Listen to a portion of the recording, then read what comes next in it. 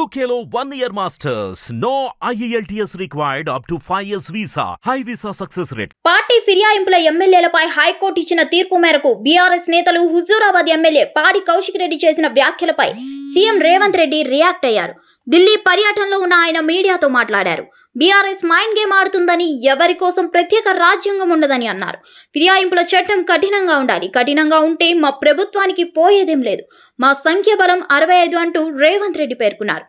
ఎమ్మెల్యేలు ఎవరు జంపింగ్లో అవ్వకపోతే మాకే మంచిది.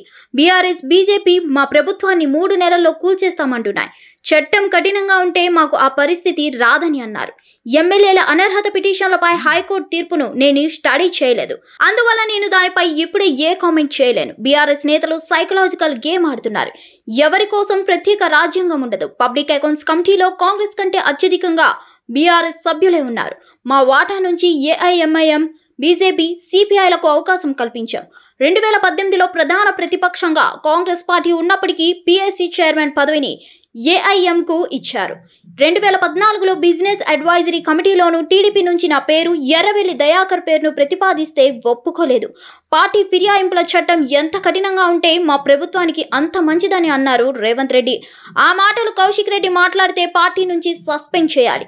బీఆర్ఎస్ ముఖ్యులకు తెలిసి కౌశిక్ రెడ్డి అలా మాట్లాడితే బీఆర్ఎస్ నేతలు వెంటనే క్షమాపణలు చెప్పాలంటూ రేవంత్ అన్నారు. హిట్ టీవీ యాప్ ని డౌన్లోడ్ చేసుకోండి. ఇందులో short news, live news, entertainment movies అన్ని అవైలబుల్ గా ఉన్నాయి. Please download Hit TV app. Hit TV app. Hit TV app ని ఫ్రీగా డౌన్లోడ్ చేసుకోండి.